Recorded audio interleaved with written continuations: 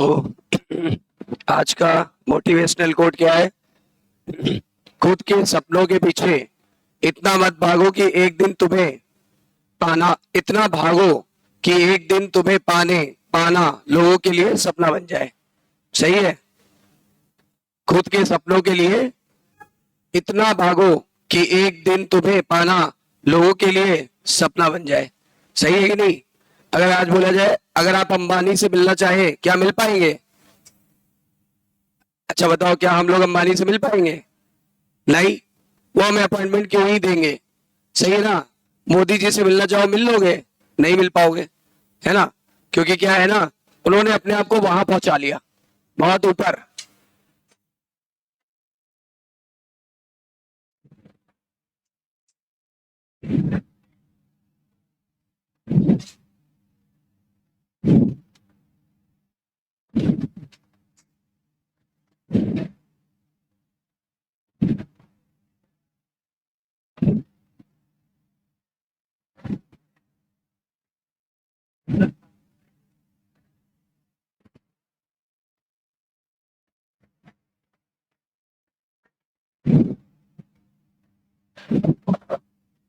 हम लोग कर रहे थे श्वसन तंत्र यानी रेस्पिरेटरी सिस्टम।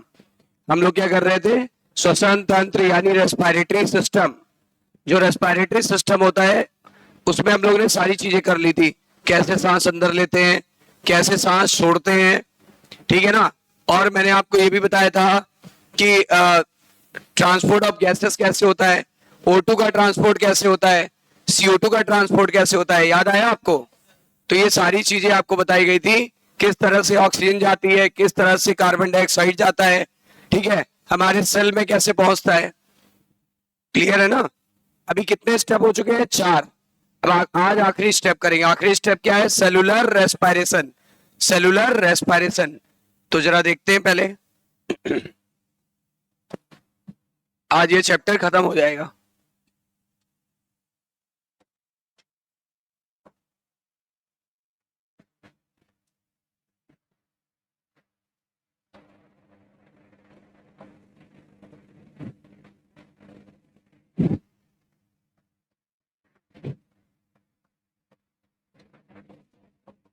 सेलुलर रेस्पिरेशन यानी क्या?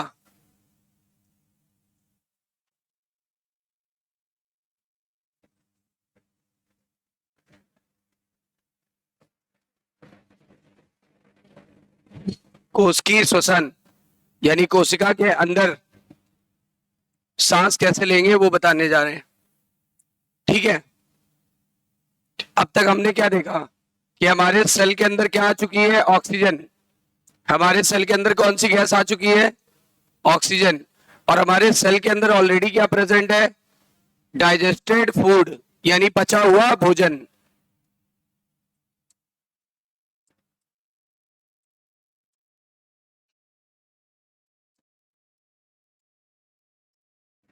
बचा हुआ भोजन हमारे सेल के अंदर क्या क्या प्रेजेंट है? एक तो आ गई क्या? ऑक्सीजन। ऑक्सीजन कहां से आई? एटमॉस्फेयर से। ऑक्सीजन कहां से आई? एटमॉस्फेयर से।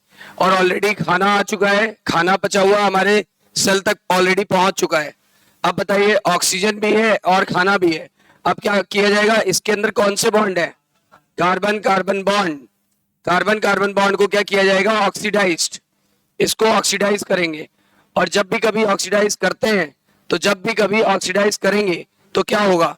जब भी ऑक्सीडाइज करेंगे तो बॉन्ड टूटेगा, और बॉन्ड टूटेगा तो तीन चीजें निकलेंगी। तीन चीजें निकलेंगी। जब भी बॉन्ड टूटेगा तो कितनी चीजें निकलेंगी? तीन। कौन सी तीन चीजें निकलेंगी? एक निकलेगा कार्बन डाइऑक्साइड, जो एटमॉस्फेयर में वापस चला जाएगा। जो एटमॉस्फेयर में वापस चला जाएगा, क्योंकि ये हार्मफुल है कि यूजफुल? CO2 यानी कार्बन डाइऑक्साइड, ये जहरीली गैस है कि अच्छी गैस है? जहरीली गैस है ना, इसीलिए ये निकल जाएगी। एक बचेगा वाटर, एक बचेगा वाटर, और एक बचेगा एनर्जी। और एनर्जी को क्या बोलते हैं? एटीपी। एनर्जी को क्या बोलते हैं? एटीपी, एडिनोसिन ट्राइफॉस्फेट, ठीक है? इसी प्रक्रिया को बोलते हैं क्या? Cellular respiration. क्या बोलते हैं? Cellular respiration. तो सेलुलर रेस्पिरेशन का मतलब क्या होता है? हमारे सेल में हमारे सेल में डाइजेस्टेड फूड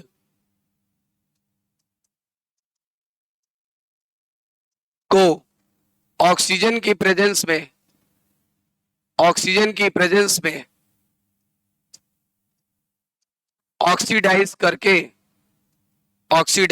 करके एनर्जी निकालने की प्रोसेस, एनर्जी रिलीज करने की प्रोसेस,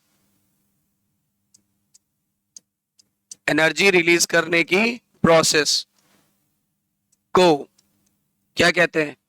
सेलुलर रेस्पिरेशन कहते हैं। सेलुलर रेस्पिरेशन कहते हैं। तो आपको वहां से भी दिख रहा है और यहां थ्योरी में भी बता दिया। यानी सेलुलर रेस्पिरेशन क्या होता है? सेलुलर रेस्पिरेशन का मतलब होता है डाइजेस्टेड फूड को ऑक्सीजन की प्रेजेंस में ऑक्सीडाइज करके कौन सी प्रोसेस बताओ? क्या निकालेंगे? एनर्जी। कहां निकालेंगे? सेल के अंदर। किस प्रोसेस से निकालेंगे? ऑक्सीडेशन। यानी कि हमारे सेल में जो डाइजेस्टेड फूड है उसको ऑक्सीजन की प्रेजेंस में क्या कर देंगे? ऑक्सीडाइज। और ऑक्सीडाइज करने के बाद क्या निकाल लेंगे? एनर्जी। एनर्जी रिलीज करने की प्रोसेस को ही क्या बोलते हैं? Cellular respiration. So what is this? This is cellular respiration. हमारी कोशिका के अंदर क्या है? Digested food. उसके अंदर क्या था? एनर्जी। एनर्जी किस रूप में थी? कार्बन कार्बन बॉन्ड के रूप में। एनर्जी किस रूप में थी? बॉन्ड में। खाना क्या है? खाना एक केमिकल है ना। केमिकल में क्या होते हैं? कार्बन कार्बन बॉन्ड होते हैं। बॉन्ड में ऊर्जा होती है कि नहीं होती है? केमिस्ट्री में पढ़ा होगा, बॉन्ड में ऊर्जा होती है कि नहीं होती है? इसी ऊर्जा को हम निकाल लेंगे और किस फॉर्म में निकालेंगे? एटीपी के फॉर्म में। इसी प्रोसेस को बोलेंगे सेलुलर रेस्पिरेशन। यानी हमारी सेल में डाइजेस्टेड फूड को ऑक्सीजन की प्रेजेंस में ऑक्सीडाइज करके एनर्जी निकालने की प्रोसेस को क्या बोलेंगे? यानी the release of energy by the digested food with the help of O2 in our cell is known as cellular respiration. The release of energy from the digested food with the help of O2 in our cell is known as cellular respiration. बिल्कुल clear है? Note down.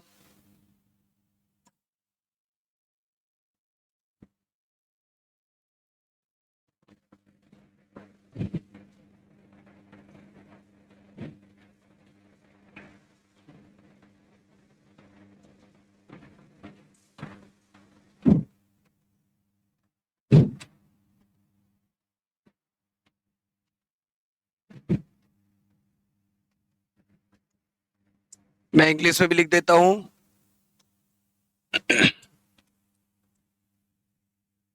The release of energy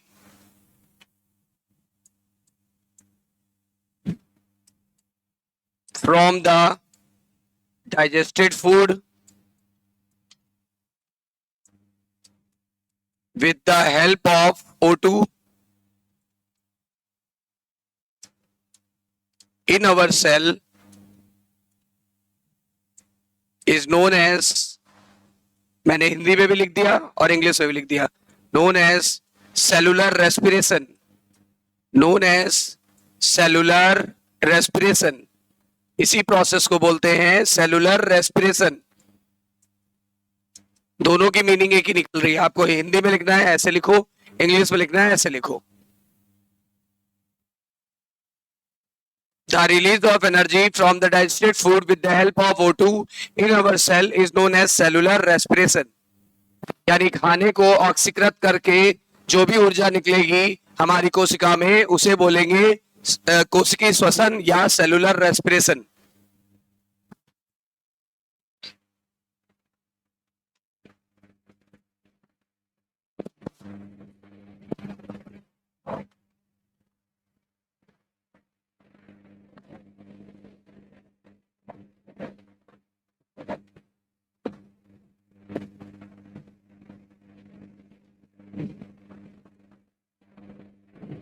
और हमारी cell में ये process कहां चलेगी? सवाल ये उठता है, सेल में तो बहुत कुछ है, सेल में तो बहुत कुछ है, ये प्रोसेस कहां चलेगी?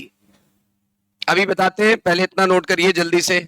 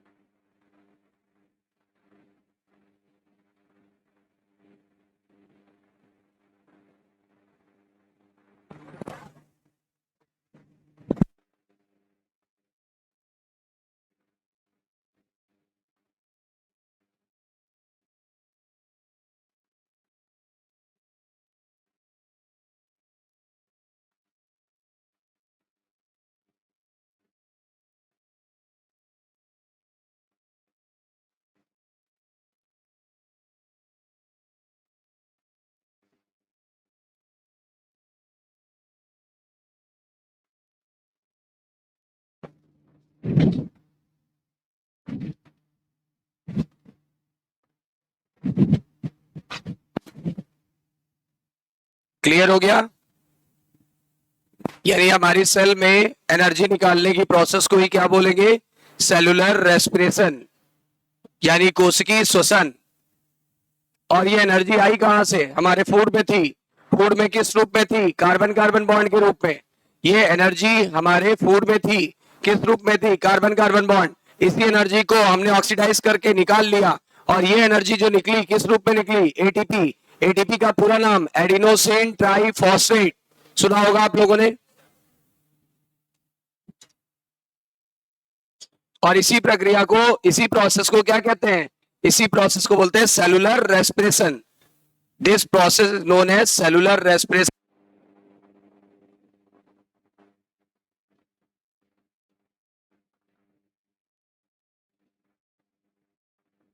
सवाल ये उठता है कि ये सेलुलर रेस्पिरेशन सेल में किस जगह पे होता है?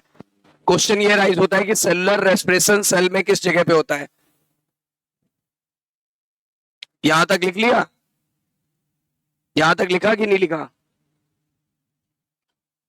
अब सवाल ये है कि सेलुलर रेस्पिरेशन किस जगह पर होता है, यानी इसकी साइट क्या है? Site, site for cellular respiration, site for cellular respiration.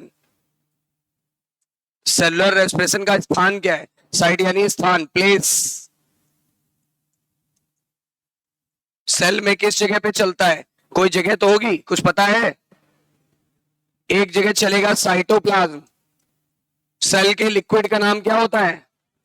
Hindi में बोलते हैं कोशिका द्रव्य या फिर कोसा द्रव्य, सुना है आपने? और एक दूसरा होता है माइटोकॉन्ड्रिया, एक दूसरा होता है माइटोकॉन्ड्रिया, और माइटोकॉन्ड्रिया को बोलते हैं पावर हाउस। क्यों बोलते पावर हाउस? क्योंकि यहीं पर तो क्या बन रहा है? पावर। पावर का नाम power house, that is ATP. Power house, और पावर का नाम क्या है? एटीपी। पावर जनरेट हो रही है, किस रूप में पावर जनरेट हुई? एडिनोसिन ट्राइफॉस्फेट, एडिनोसिन ट्राइफॉस्फेट, इसीलिए इसे पावर हाउस भी कहते हैं। तो बताइए, दो प्लेस बताइए सेल के अंदर जहां सेलुलर रेस्पिरेशन होता है। The first in cytoplasm and then in mitochondria. The first in cytoplasm and then in mitochondria.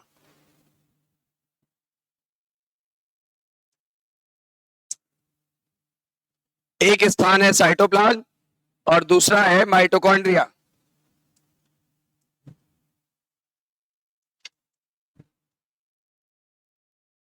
और माइटोकॉन्ड्रिया को बोलते हैं पावर हाउस, क्योंकि यहां क्या बनता है? ATP production.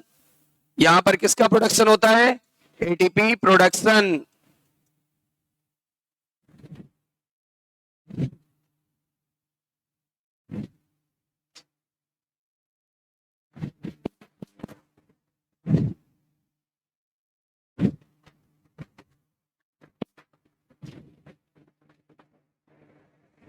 ATP production.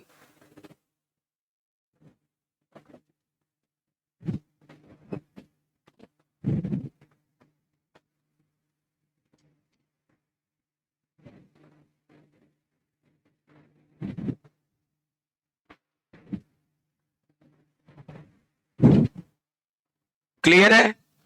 बढ़े आगे? यहां तक सबको क्लियर हो गया? Cellular respiration is clear to all of you?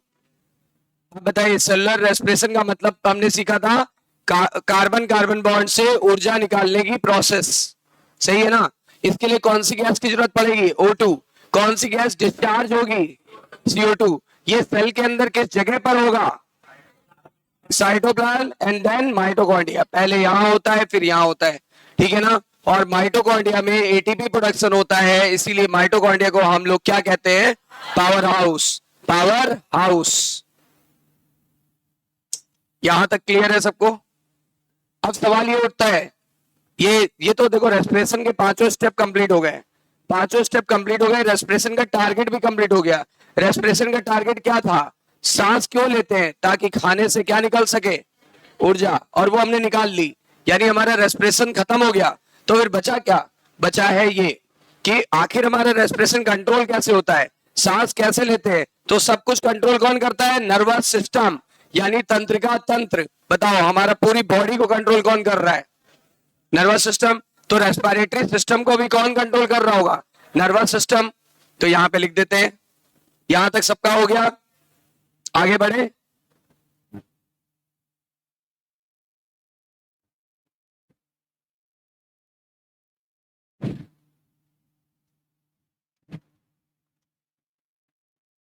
Control of respiratory system,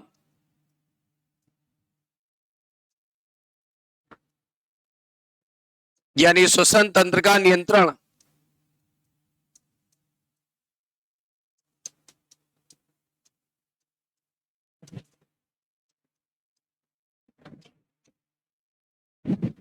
श्वसन तंत्र का नियंत्रण कैसे होगा, तो इसके लिए एक ही है, एक ही जिम्मेदार है। बताओ कौन जिम्मेदार है, नर्वस सिस्टम। नर्वस सिस्टम, तंत्रिका तंत्र। आपको पता है नर्वस सिस्टम में ब्रेन आता है, मस्तिष्क,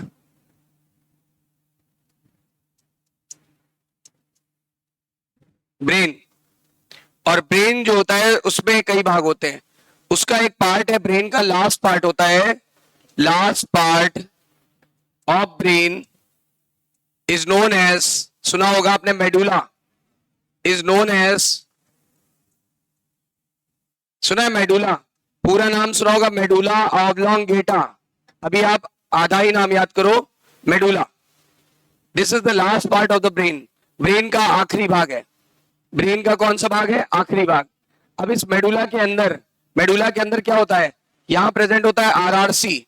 आरआरसी का पूरा नाम होता है रेस्पिरेटरी रिदम सेंटर।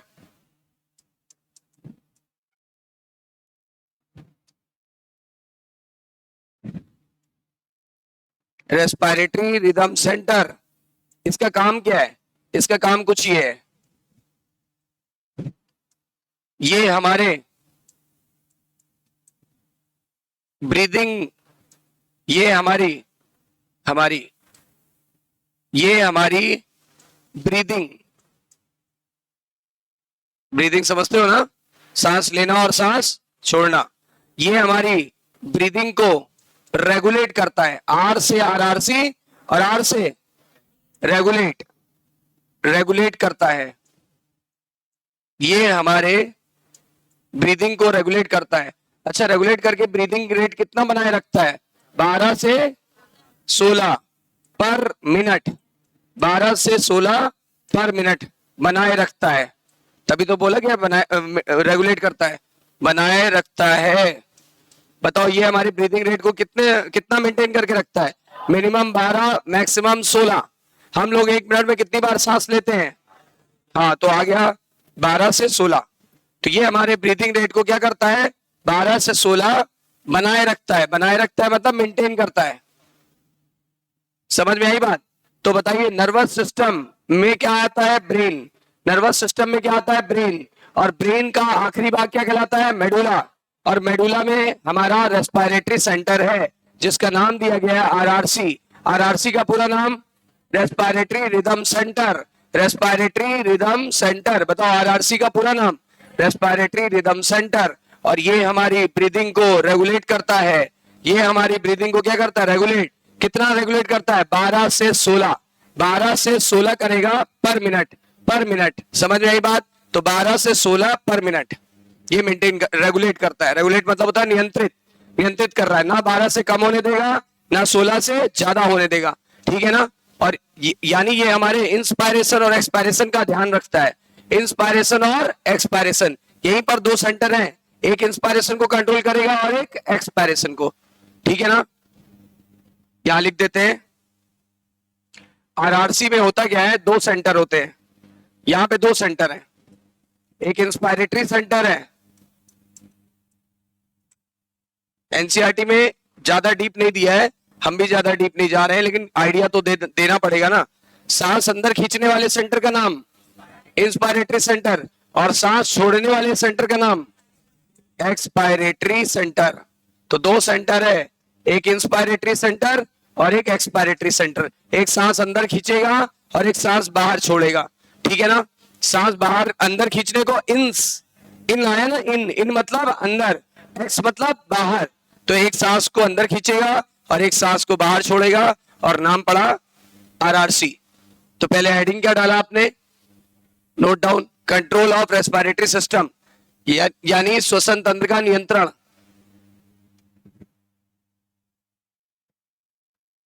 श्वसन तंत्र का नियंत्रण।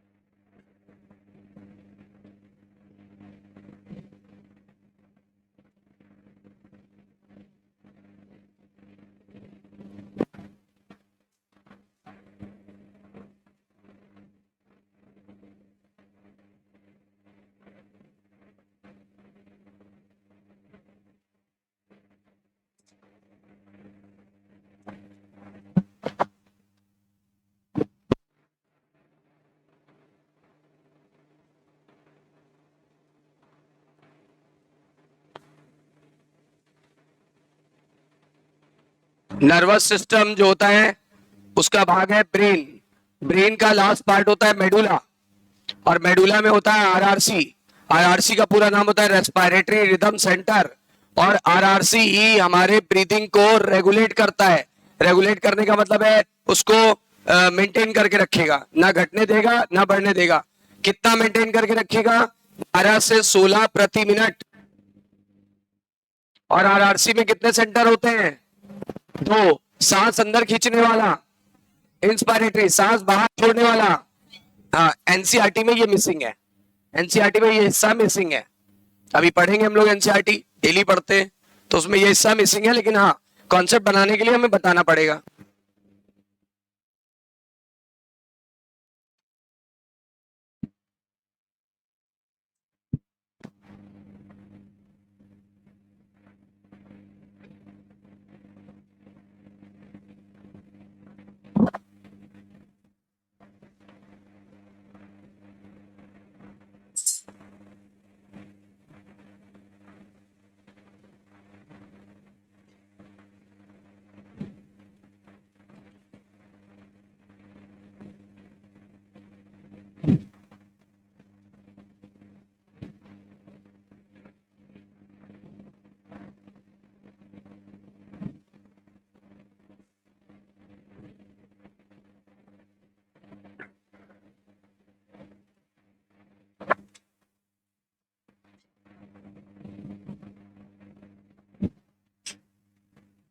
नर्वस सिस्टम का पार्ट है ब्रेन, ब्रेन का आखिरी भाग है मेडुला, मेडुला में है आरआरसी, आरआरसी में सेंटर है, एक इंस्पायरेशन को नियंत्रित करेगा, एक एक्सपायरेशन को नियंत्रित करेगा। एक का नाम पड़ा inspiratory centre, the second one is expiratory centre. ये हमारे ब्रीदिंग को मेंटेन करता है, मतलब सांस अंदर खींचने में और सांस बाहर छोड़ने में। देखो, सांस अंदर लेने के लिए ये, सांस बाहर छोड़ने के लिए ये, तभी बोला गया ब्रीदिंग। ब्रीदिंग में कितनी घटनाएं आती है, 2, एक इंस्पायरेशन और एक एक्सपायरेशन। और हमारा ब्रीदिंग रेट कितना मेंटेन करके रखता है, 12 से 16 प्रति मिनट।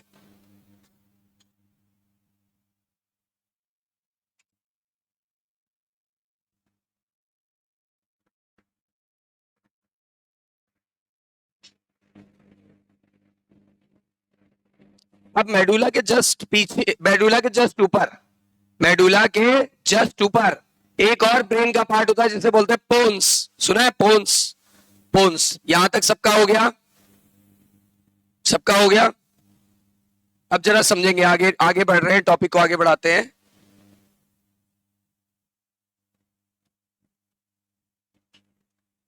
देखो, मेडुला के ऊपर ब्रेन का एक और पार्ट होता है, मेडुला के ऊपर ब्रेन का एक और पार्ट प्रेजेंट होता है। प्लस मतलब प्रेजेंट, प्रेजेंट होता है, जिसे जिसे क्या कहते हैं, पोन्स कहते हैं। बताओ, मेडुला के ऊपर का भाग पोन्स, जिसे पोन्स कहते हैं। यहां पर भी एक सेंटर प्रेजेंट होता है, पोन्स में भी एक सेंटर प्रेजेंट होता है, पोन्स में भी क्या होता है, एक सेंटर प्रेजेंट होता है, यहां पर भी एक a centre is present, a centre is present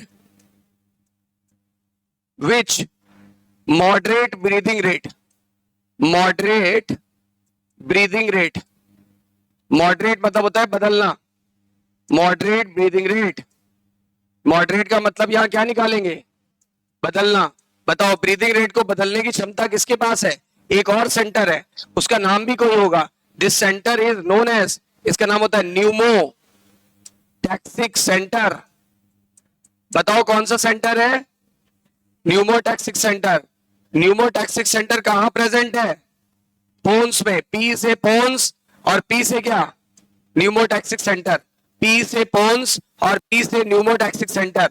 तो बताओ ब्रेन के मेडुला के ऊपर एक और भाग है, मेडुला के ऊपर का भाग क्या कहलाता है, पोन्स, पोन्स में एक और सेंटर है, लेकिन ये सेंटर ब्रीदिंग रेट को रेगुलेट नहीं कर रहा है, रेगुलेट का मतलब होता था नियंत्रित, नियंत्रित नहीं कर रहा है, बल्कि ये क्या कर रहा है, ये मॉडरेट कर रहा है, मॉडरेट का मतलब होता है बदलना, चेंज करना, ये ब्रीदिंग रेट को चेंज कर देगा, ये ब्रीदिंग रेट को चेंज कर देगा, देखो लिखा है मॉडरेट द ब्रीदिंग रेट, ये मॉडरेट करेगा ब्रीदिंग रेट को, मॉडरेट का मतलब आ गया ये बदलना, चेंज करना।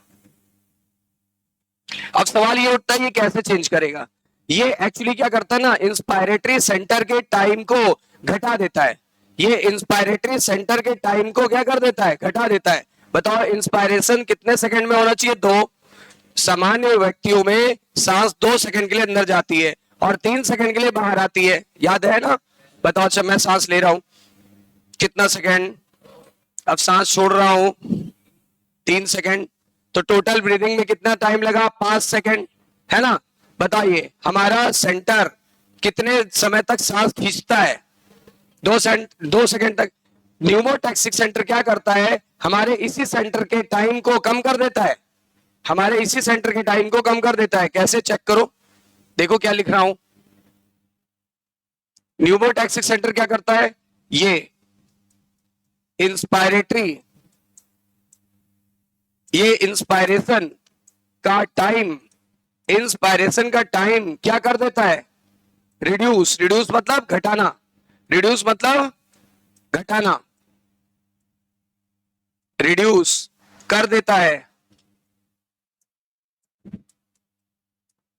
और यहीं पे एक बात याद दिलाने जा रहे हैं, क्या, रिमाइंड, यानी याद करो, क्या याद करो, टाइम ऑफ इंस्पायरेशन कितनी देर का होता है, टाइम ऑफ इंस्पायरेशन कितनी देर का होता है, is generally 2 seconds, 2 seconds, 2 second का होता है। इंस्पायरेशन का मतलब क्या होता है, अंतःश्वसन, इंस्पायरेशन का मतलब क्या होता है, सांस अंदर खींचना कि बाहर निकालना, अंदर खींचना, तो अंतःश्वसन, ठीक है। इसमें कितना सेकंड लग रहा था, 2 सेकंड। अब बताओ जब ये सेंटर सिग्नल भेजेगा तो टाइम को क्या करेगा, रिड्यूस करेगा ना। तो बताओ सपोज न्यूमोटैक्सिक सेंटर, शॉर्ट में पीटीसी लिख रहे हैं, न्यूमोटैक्सिक सेंटर, इसको पीटीसी बोल देते हैं, PTC, PTC, pneumotaxic centre, pneumotaxic centre, pneumotaxic centre send the signal, send the signal, माना कि इसने सिग्नल भेजा, अब सिग्नल भेजा तो क्या हो जाएगा, इसका इंस्पायरेशन का टाइम घटेगा, यानी time of inspiration, time of inspiration क्या हो जाएगा, time of inspiration will be reduce, will be reduce, will be reduce. हमने मान लिया सपोज 2 सेकंड से कम कितना होगा, मान लिया 1.5 सेकंड कर दिया इसने 1.5 सेकंड तक इंस्पायरेशन का टाइम कर दिया। अब देखो इससे क्या होगा, इसका रिजल्ट क्या होगा, इसका रिजल्ट कुछ ऐसा होगा, इसका रिजल्ट यहां पे लिख देते हैं, इसका रिजल्ट यहां पे लिख देते हैं, इसका रिजल्ट ये है कि अब इंस्पायरेशन में कितना समय लग रहा है, सांस अंदर खींचने में कितना टाइम लग रहा है, 1.5 सेकंड, तो सांस छोड़ने में पहले से ज्यादा टाइम लगेगा कि कम लगेगा? अगर आप कम दूरी जा रहे हो तो कम दूरी से लौटना भी तो पड़ेगा। अगर आप यहां से 2 किलोमीटर जाते थे और आप 1.5 किलोमीटर गए तो लौटने में भी तो टाइम कम हो गया आपका, ठीक है ना? तो इंस्पायरेशन का टाइम कितना लग रहा था? 2 सेकंड, कितना घट के हो गया? लेकिन एक्सपायरेशन में कितना समय लग रहा था? वो भी तो घट जाएगा कुछ ना कुछ। चलो मान लिया कि 2.5 सेकंड लगने लगे, 2.5 सेकंड लगने लगे। अब बताओ टोटल ब्रीदिंग में कितना टाइम लगा? Total time in breathing, total time in breathing, total time breathing में कितना लगा? टोटल टाइम इन ब्रीदिंग कितना लगेगा? ठीक है ना? तो आंसर आएगा 4 सेकंड, आंसर आएगा 4 सेकंड, आंसर आएगा 4 सेकंड। तो 4 सेकंड लगा, कंफर्म। टोटल कितना टाइम लगा? 4 सेकंड। अब बताओ ब्रीदिंग रेट निकालो कितनी है? ब्रीदिंग रेट निकालो कितनी आएगी? तो ब्रीदिंग रेट बराबर क्या? ब्रीदिंग रेट यानी श्वसन दर निकालिए, देखिए क्या प्रभाव पड़ा। श्वसन दर निकालेंगे तो क्या आ जाएगा? 1 मिनट में 60 सेकंड होते हैं और एक बार में 4 सेकंड लग रहे हैं, तो आप बताओ कितना आ गया? 15 ब्रीथ पर मिनट, 15 ब्रीथ पर मिनट। पहले कितनी थी? 12, अब कितनी हो गई? 15। देख लो ब्रीदिंग रेट बढ़ गया कि घट गया? दैट मीन्स ब्रीदिंग रेट पहले से बढ़ा कि घटा? तो देख लो इस सेंटर ने ब्रीदिंग रेट को चेंज कर लिया। अब जरा देखो, पूरा पढ़ के देखो, समझो। बताओ मेडुला के ऊपर ब्रेन का एक और भाग होता है, नाम बताइए जल्दी से। पोन्स। नाम क्या है? पोन्स। अच्छा, और वहां पर भी एक सेंटर होता है जो ब्रीदिंग रेट को बदल सकता है, बदल सकता है, ठीक है ना? न्यूमोटैक्सिक सेंटर है उस सेंटर का नाम, और ये इंस्पायरेशन के टाइम को घटा सकता है। जनरली हमारा इंस्पायरेशन का टाइम कितने देर का होता है? 2 सेकंड। लेकिन इसने क्या किया? इसने उस टाइम को घटा दिया, घटा के मान लिया कितना कर दिया? तो हमने अब क्या किया? हमने इसका रिजल्ट देखा, रिजल्ट चेक किया। रिजल्ट ये चेक किया, अगर हमारे इंस्पायरेशन का टाइम घटा है तो एक्सपायरेशन का टाइम भी घट जाएगा। तो टोटल टाइम सांस लेने में कितने देर का लगेगा? 4 सेकंड का। और ब्रीदिंग रेट निकालने के लिए 1 मिनट में उसको डिवाइड कर देते हैं। 1 मिनट में कितने सेकंड होते हैं? 60 सेकंड। और एक बार ब्रीदिंग करने में कितना समय लग रहा है? 4 सेकंड। तो 60/4 बराबर कितना आ जाएगा? अच्छा, पहले कितना आ रहा था? पहले आ रहा था 2 सेकंड ये, और 3 सेकंड ये, 5। तो 5 को अगर 60 से डिवाइड करो तो कितना आएगा? 12। तो यानी पहले ब्रीदिंग रेट कम थी, अब ब्रीदिंग रेट बढ़ गई। तो बताओ ये ब्रीदिंग रेट को चेंज कर सकता है कि नहीं कर सकता? मॉडरेट का मतलब क्या बताया था? बदल लेना। देखो बदल दिया कि नहीं बदल दिया? बदल दिया इसने। तो यही होता है इसका काम। एनसीईआरटी में इतना अच्छे से नहीं दिया हुआ है, लेकिन हमें अच्छे से करना है ताकि हमारा कोई भी क्वेश्चन रॉन्ग ना हो जाए, ताकि कोई भी क्वेश्चन रॉन्ग ना हो। नोट करिए।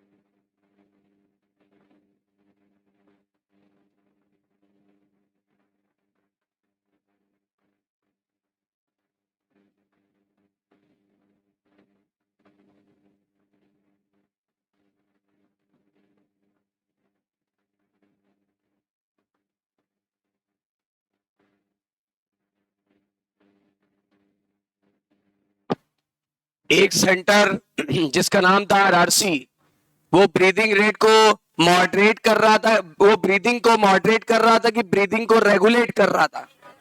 लेकिन ब्रीदिंग को मॉडरेट यानी उसके दर को किसने चेंज कर दिया? हाँ, न्यूमोटैक्सिक सेंटर कहां पाया जाता है? बोन्स में।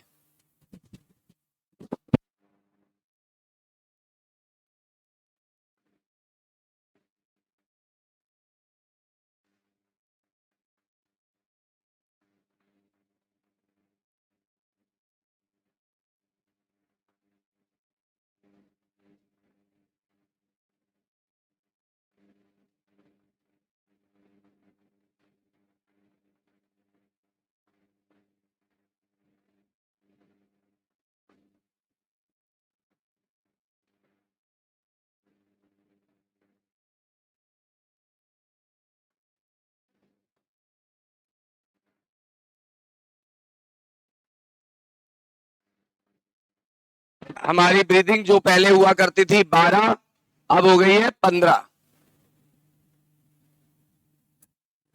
यानी इसने ब्रीदिंग रेट को घटाया कि बढ़ा दिया? बढ़ा दिया ना।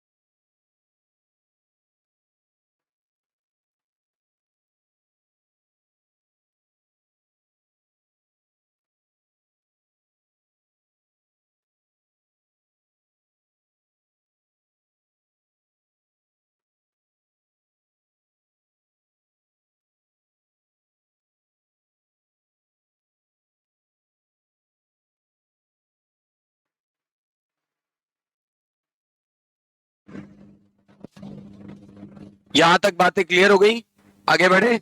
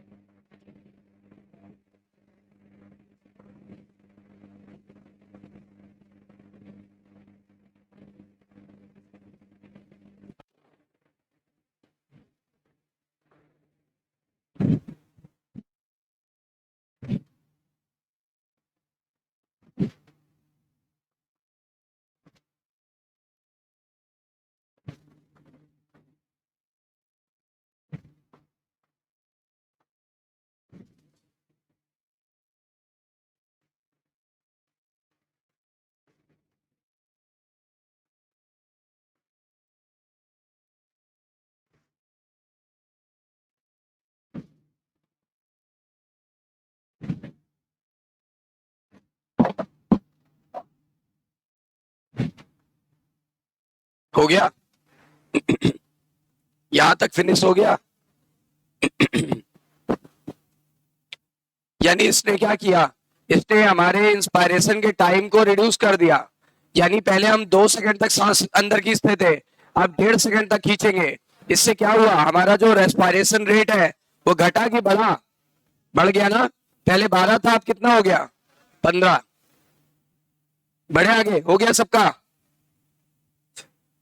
सबका हो गया। अब आगे बढ़ते हैं। अब देखो, अगर हमारे शरीर में CO2 और H+ आयन बढ़ जाएगा तो हमारा शरीर, पता है ये दोनों चीजें हमारे लिए जहर है, समझो। बताओ हमारे लिए दो चीजें कौन सी बेकार है? H+ आयन और CO2। H+ आयन हमारे ब्लड को एसिडिक बना देगा, जबकि हमारा ब्लड है स्लाइटली बेसिक। हमारे ब्लड का pH देख लो 7.33 होता है, जबकि अगर वैसे रफली याद रखना हो तो 7.4। हमारे ब्लड का pH कितना है? 7.4। लेकिन अगर हमारे अंदर H+ आयन बढ़ गया तो हमारा ब्लड कैसा हो जाएगा? एसिडिक। और अगर ब्लड एसिडिक हो गया, मर जाएंगे। और CO2 भी हमारे ब्लड को एसिडिक बना देता है। आपने केमिस्ट्री में पढ़ा होगा CO2 कैसा है स्वभाव में? एसिडिक। वाटर के साथ रिएक्शन करके कार्बोनिक एसिड बना देता है, और कार्बोनिक एसिड खुद नाम में जुड़ा हुआ है कि वो एक एसिड है। बताओ, CO2 और H+ आयन हमारी बॉडी की एसिडिटी को बढ़ा देता है, और अगर एसिडिक चीजें हो गई तो नुकसान होगा, डेथ हो जाएगी। इसीलिए ये दोनों चीजें नहीं बढ़नी चाहिए। तो जब भी किसी व्यक्ति के बॉडी के अंदर ये दो केमिकल बढ़ जाते हैं, कौन से दो केमिकल? H+ आयन और CO2, तो इन्हें कम करना ही पड़ता है। अब बॉडी कम कैसे करेगी? इसके लिए कुछ जुगाड़ तो होगा ना। तो जब हमारे शरीर के अंदर, बताए, जब CO2 और H+ आयन बढ़ जाता है तो कुछ रिसेप्टर लगे होते हैं। रिसेप्टर यानी कुछ सेंस ऑर्गन लगे होते हैं। सेंस, जैसे सेंस ऑर्गन होते हैं ना। अब जैसे हमने इसको टच किया तो देखो इस कुछ ना कुछ रिस्पॉन्स हुआ। सेंस कर लिया कि नहीं कर लिया? अच्छा, हम इसको टच कर रहे हैं, यहाँ सेंस ऑर्गन नहीं है, कुछ नहीं लिखा। सही है कि नहीं है? तो सेंस ऑर्गन्स लगे होते हैं, रिसेप्टर लगे होते हैं। ये रिसेप्टर शरीर में जैसे ही CO2 बढ़ता है या H+ आयन बढ़ता है, तुरंत इनको पता लग जाता है। इनको पता लग जाता है कि इस लेवल से ज्यादा होगा तो हम तुरंत इंफॉर्म करेंगे किसी न किसी को। बताओ, मेरे अंदर CO2 अभी कम है, तो मेरे रिसेप्टर अभी एक्टिव है कि इनएक्टिव? इनएक्टिव है। जैसे ही मेरी बॉडी में H+ आयन या CO2 बढ़ा, मेरे रिसेप्टर को पता लग गया कि भाई इसके अंदर तो ये लिमिट से ऊपर चला गया। ये तुरंत जाके मेरे ब्रेन को सूचना देगा। ब्रेन को तुरंत सूचना देगा, पता है बॉडी के अंदर CO2 और H+ आयन बढ़ गया है। ब्रेन को बोलेगा, क्या तुझे पता है बॉडी के अंदर CO2 और H+ आयन वो बढ़ गया? उसने कहा अभी तो नहीं पता था, तूने बताया तो पता चल गया, है ना? तूने बताया तो पता चल गया। चलो, ब्रेन को पता चल गया। ब्रेन के किस हिस्से को पता चला? ब्रेन के उस हिस्से को पता चला जिसे बोलते हैं chemo sensitive area, CSA। Chemo sensitive area, क्या नाम है? कीमो मतलब केमिकल, कीमो मतलब केमिकल, सेंसिटिव मतलब बहुत ज्यादा सेंसिटिव है ना, बहुत ज्यादा सेंसिटिव एरिया है, तो नाम है कीमो सेंसिटिव एरिया। शॉर्ट में बोलते हैं CSA। और ये होता है RRC के पड़ोस में। RRC के पड़ोस में किस पार्ट में होगा? सोच के देखो। RRC के पड़ोस में RRC है कहाँ?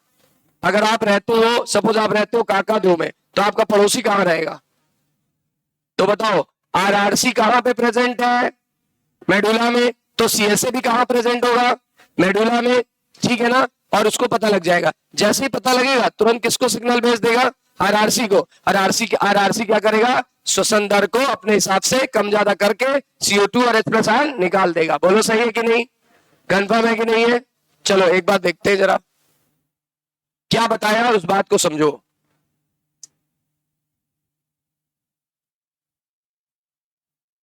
ये है हमारा मेडुला,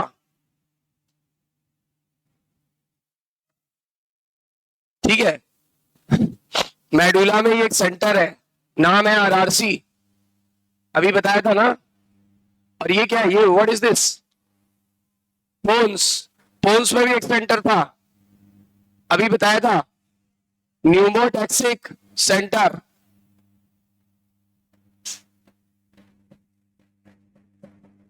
अभी बताया था ना।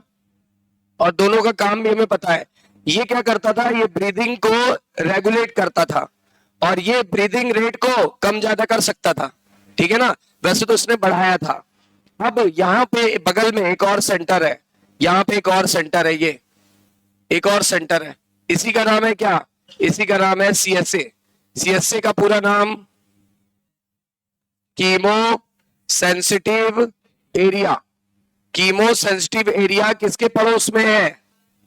आरआरसी का पड़ोसी है ना। किस रीजन में पाया जा रहा है? मेडुला रीजन में पाया जाता है, ठीक है ना। और ये किन दो केमिकल के लिए सेंसिटिव होता है? It is sensitive for it is sensitive for it is sensitive for दो केमिकल, पहला CO2, दूसरा H+ आयन, क्योंकि दोनों ही कैसे हैं? दोनों ही हैं हार्मफुल, दोनों ही हार्मफुल हैं, याद रखना। अब क्या होगा, पता कैसे चलेगा शरीर को? हमारा हार्ट जो होता है, जो हमारा हार्ट होता है,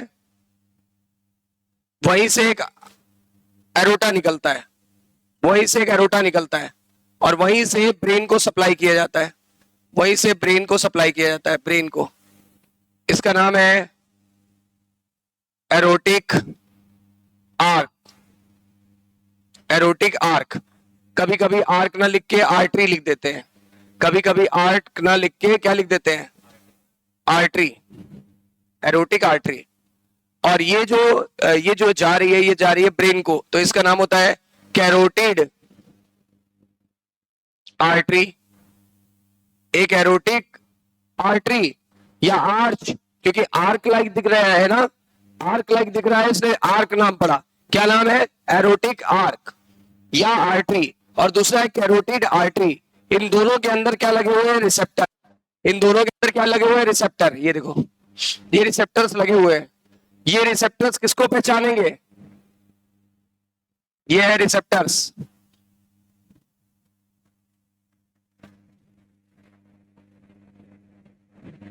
पहले बताओ रिसेप्टर्स कहां लगे हुए हैं, जरा देख के बताओ। रिसेप्टर्स आर प्रेजेंट इन, नाम बताओ, carotid artery and aortic artery, या आर्क भी बोल सकते, तो पहले बता दिया। अब ये रिसेप्टर किसके लिए सेंसिटिव होते हैं? ये देखो, ये खून के, यहां से खून बह रहा है अंदर, अंदर क्या बह रहा है? खून बह रहा है। बताओ हार्ट किसको पंप करता है? पानी को। हार्ट किसको पंप करता है? पानी को। अच्छा चलो, इतना तो पता है ना, वरना बोलो कि हाँ मौसम्बी के जूस को पंप करता है। अंदर क्या भरा हुआ है? ब्लड भरा हुआ है। ये देखो, इसी कलर का ब्लड भरा हुआ है। अब ये क्या करता है? ये रिसेप्टर इस आर्टरी के अंदर प्रेजेंट है, और इस आर्टरी के अंदर क्या है? ब्लड। तो ब्लड में जैसे ही ये दो केमिकल बढ़ जाते हैं, तुरंत ये एक्टिवेटेड हो जाता है। क्या हो जाता है? एक्टिवेटेड, ठीक है ना, एक्टिवेटेड हो जाता है। तो अभी जनरली ये कैसा होता है? जनरली ये रिसेप्टर कैसा होता है? जनरली ये रिसेप्टर एक्टिव है कि इनएक्टिव? जनरली ये रिसेप्टर्स अभी अभी हम सबके शरीर में इनएक्टिव है, क्योंकि सब हालत सामान्य है, हालात सामान्य है। जनरली ये रिसेप्टर इनएक्टिव अवस्था में रहते हैं, इनएक्टिव रहते हैं, तो कोई दिक्कत नहीं, रहने दो। लेकिन जब जब किसी व्यक्ति के शरीर में, जब किसी पर्सन की बॉडी में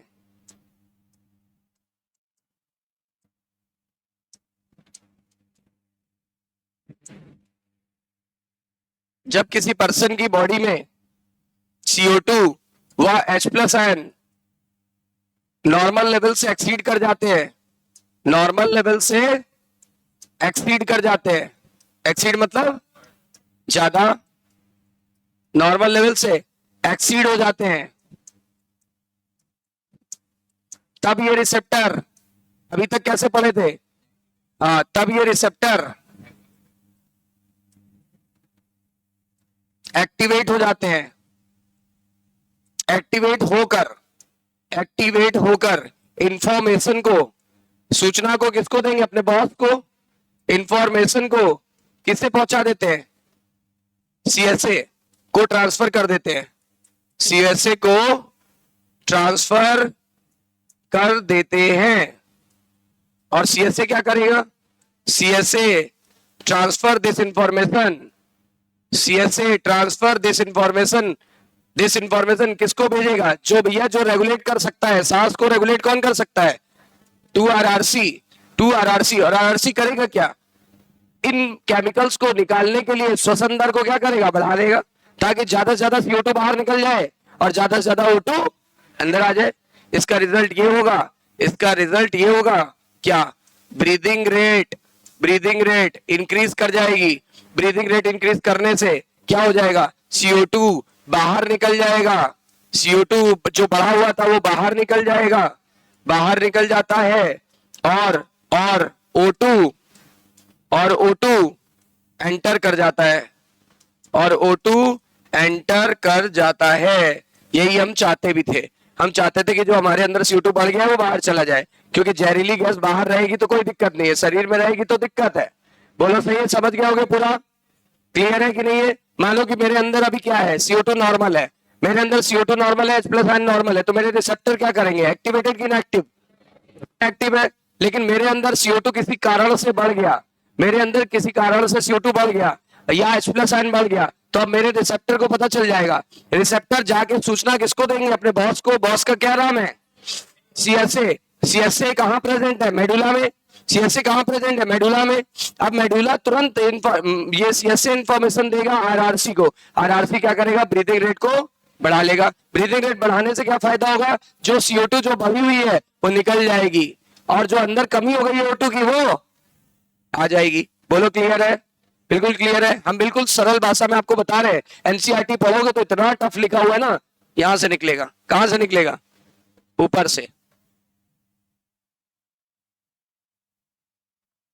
चलो छापो।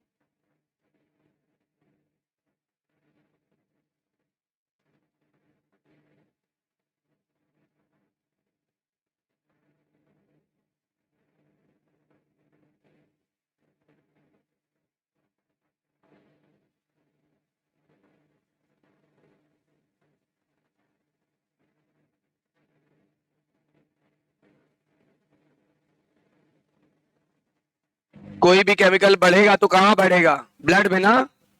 सारी चीजें कहाँ होती हैं? खाना पच के कहाँ जाता है?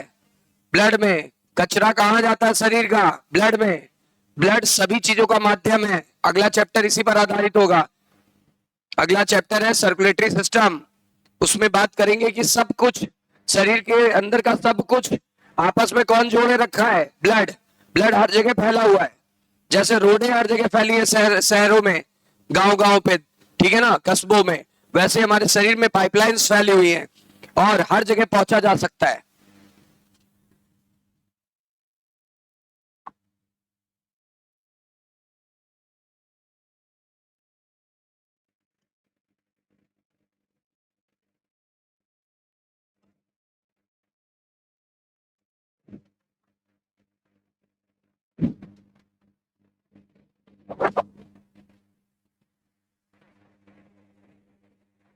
हो गया?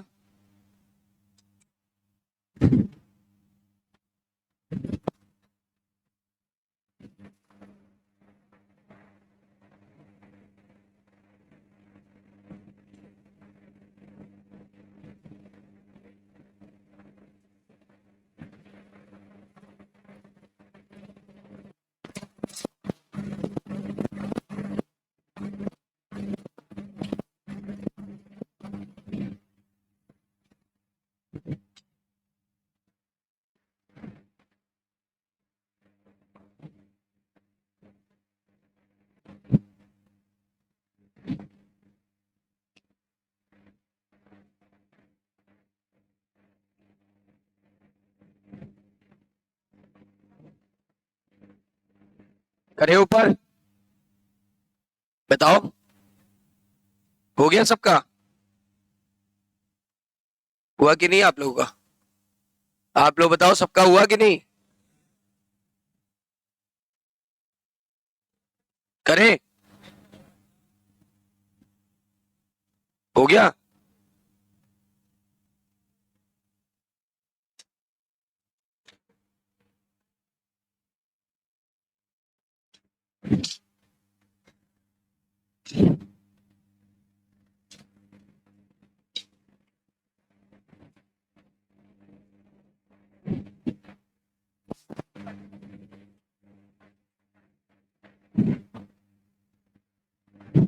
तो रिसेप्टर आपको कहां दिख रहे थे? देख के बताओ। Receptors present in carotid artery and aortic artery.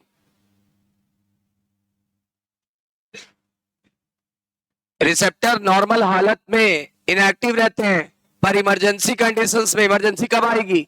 जब शरीर में CO2 और H+ आयन बढ़ जाए।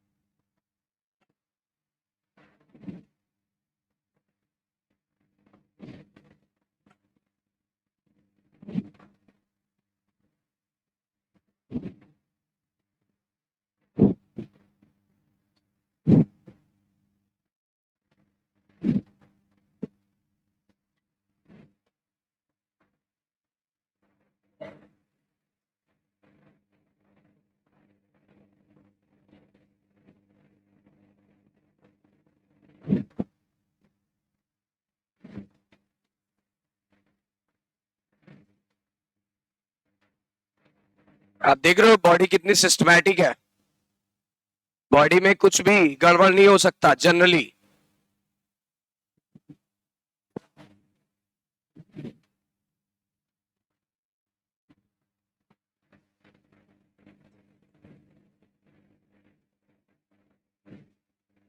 बीआर मतलब ब्रीदिंग रेट, ब्रीदिंग रेट बढ़ जाएगा, ब्रीदिंग रेट ज्यादा हो जाएगा तो बताओ, सांस ज्यादा छोड़ेंगे तो CO2 निकल जाएगी, सांस ज्यादा खींचेंगे O2 अंदर आ जाएगी, और हमारी जो समस्या है उससे छुटकारा मिल जाएगा।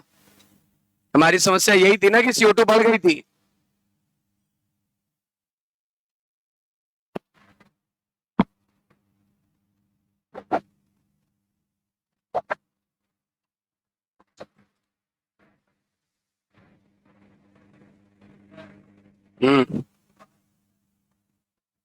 एस प्लस आयन भी बाइकार्बोनाइट डिस्चार्ज कर दिया जाता है तो उसको न्यूट्रलाइज कर लेता है।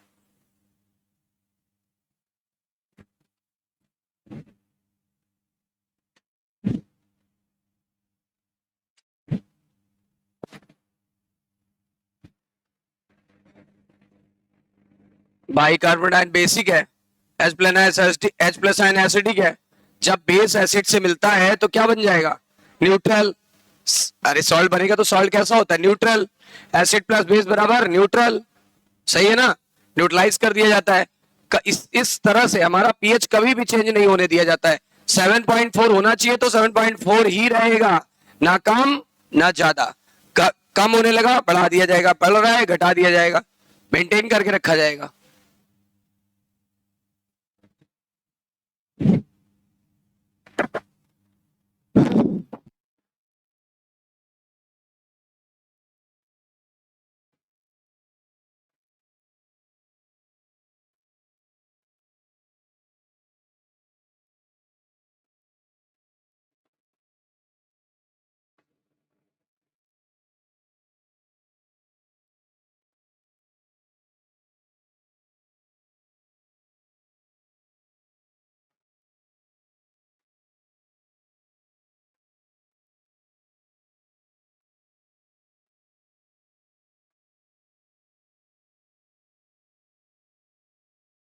हो गया सभी का।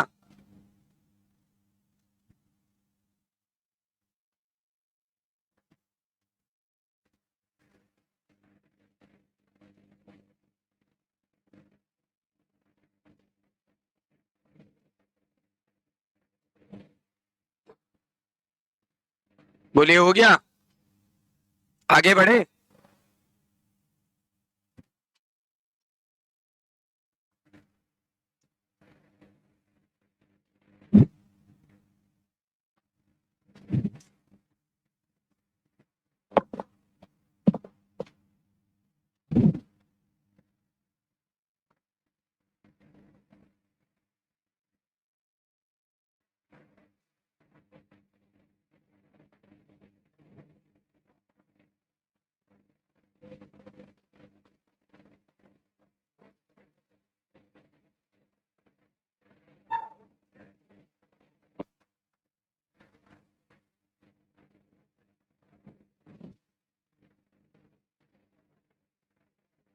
आगे बढ़े, चलिए नेक्स्ट। अब हमारा टॉपिक है रेस्पिरेटरी डिजीजेस। हाँ, एक पहले नोट करके line, the role of O2 in RRC is quite insignificant। क्या ऑक्सीजन का कोई प्रभाव पड़ रहा था, मतलब ऑक्सीजन क्या हमारे RRC पर कोई प्रभाव डाल रहा था, दो केमिकल डाल रहे थे, एक CO2 और एक H प्लस आयन। मतलब शरीर के अंदर अगर ऑक्सीजन ज्यादा हो गया कम हो गया तो इसको नहीं पता चलेगा, RRC को पता नहीं चलेगा, लेकिन CO2 ज्यादा हो गया H प्लस आयन ज्यादा हो गया तो पता चलेगा। किसका रोल इनसिग्निफिकेंट है, मतलब किसका कोई महत्व तो नहीं है, O2 का। शरीर के अंदर O2 का कोई सिग्निफिकेंट महत्व तो नहीं है, किसके रिस्पेक्ट पे, RRC के रिस्पेक्ट में। मतलब RRC को कोई फर्क नहीं पड़ता CO2 बढ़े या घटे, उसको मतलब किससे है, सॉरी O2 बढ़े या घटे उसको मतलब किससे है, CO2 और H प्लस आयन से।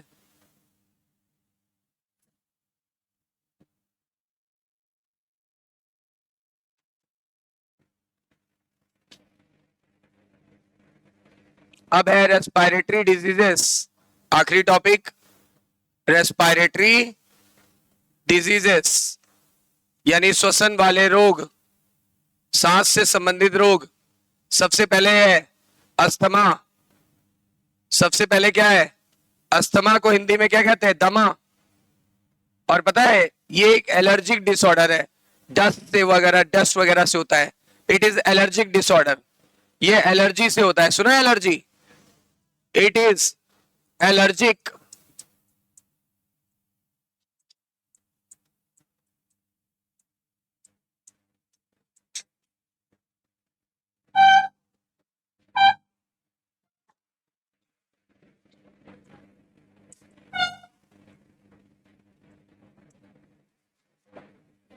It is allergic disorder. दूसरी बात, cause due to dust allergy, धूल की वजह से होता है। डस्ट एलर्जी धूल की वजह से होता है। अच्छा, इसमें होता क्या है, हमारी जो ब्रोंकाई और ब्रोंक्यूल है ना, उसमें जलन होने लगती है। हमारी जो फेफड़ों की ट्यूब है उनको बोलते हैं ब्रोंकाई और ब्रोंक्यूल, याद होगा। उनमें जलन होने लगती है। हमारे लंग्स की ट्यूब्स, लंग्स की ट्यूब्स का नाम क्या है? ब्रोंकाई और ब्रोंक्यूल में जलन होती है।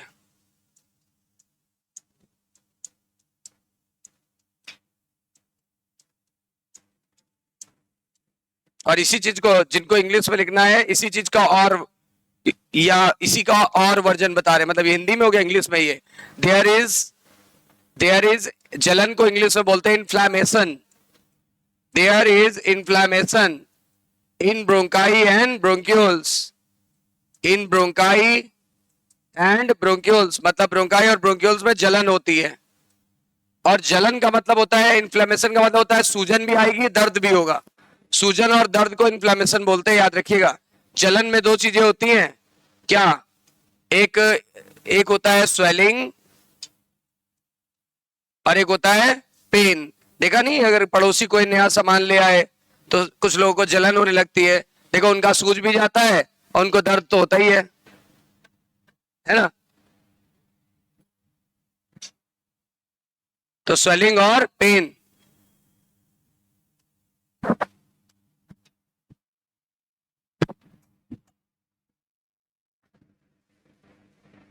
कहीं भी इन्फ्लेमेशन बॉडी में होगा तो स्वेलिंग और पेन होगा, ठीक है ना। बॉडी के बाहर भी होता है, अभी बताया हमने आपको,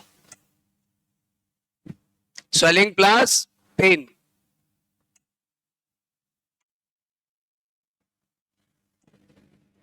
इसको बोलते हैं अस्थमा या दमा। दमा कैसा डिसऑर्डर है? Allergic disorder. किससे होता है? डस्ट एलर्जी से। अच्छा, दमा में क्या होता है? हमारे फेफड़े की जो ट्यूब्स हैं, दो ट्यूब्स हैं, पहला ब्रोंकाई, दूसरा हो जाती है। इन दोनों में जलन होने लगती है। जलन को इंग्लिश में क्या कहते हैं? इन्फ्लेमेशन। इन्फ्लेमेशन का तात्पर्य क्या है? सूजन और दर्द होना। तो बताओ, सांस लेने में दिक्कत होगी कि आसानी हो जाएगी? दिक्कत होगी।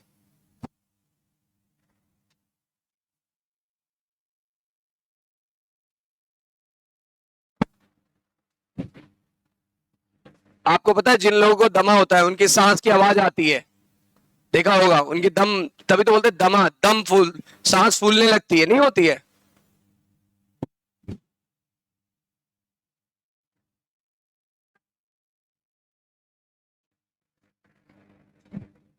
यहां लिख देते हैं।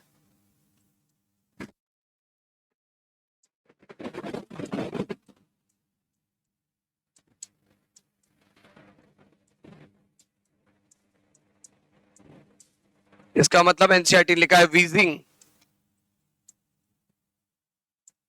During respiration, wheezing during breathing. Wheezing का मतलब समझते हो? सांस लेने पे आवाज आना, वीजिंग। वीजिंग एच भी आएगा, WH। वीजिंग का मतलब होता है आवाज आना। सांस लेने पर क्या आना? आवाज। वो लोग जब सांस लेंगे तो आपको सांस की आवाज आएगी, जबकि नहीं आ रही है, क्योंकि उनका दम दम वो दमा नाम क्यों पड़ा?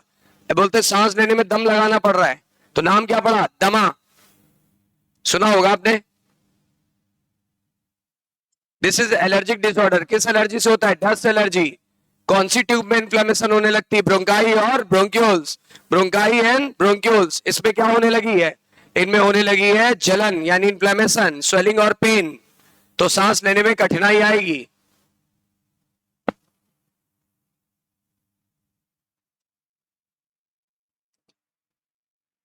वीजिंग मतलब क्या होता है? सांस लेने पर आवाज सुनाई पड़ना। देखो हम सबकी सांस की आवाज नहीं आती, लेकिन हम में से कोई अगर दमा का पेशेंट हो तो उसकी सांस की आवाज आपको अलग से आएगी।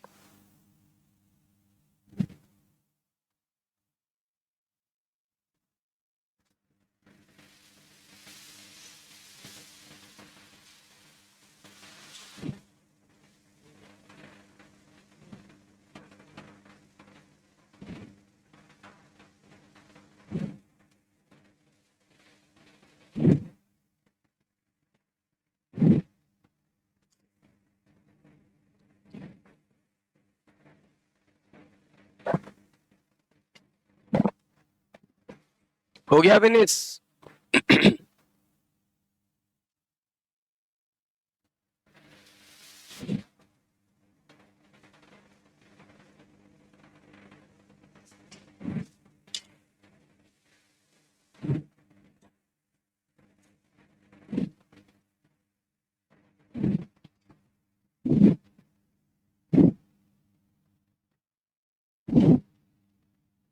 नेक्स्ट है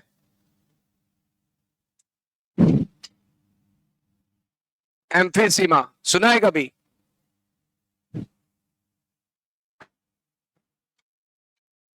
इसमें क्या होता है? ये ज्यादा सिगरेट पीने से होता है। It is it is chronic respiratory disease. Chronic मतलब भयंकर वाला रोग है। क्रॉनिक रेस्पिरेटरी डिजीज बहुत खतरनाक है। Chronic respiratory disease, this is chronic respiratory disease, मतलब भयंकर भयंकर वाला श्वसन रोग है, मतलब बहुत घातक होगा, सीवियर प्रॉब्लम है। एम्फीसीमा में होता क्या है? Cause due to excessive smoking. Cause due to excessive, सुट्टा मारना।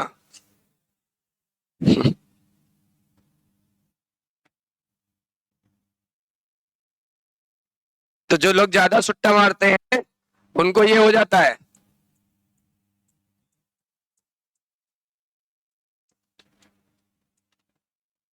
ना? जो लोग ज्यादा मारते हैं, छल्ला, वही तो बनाने की कोशिश कर रहा हूं, छल्ला, है ना?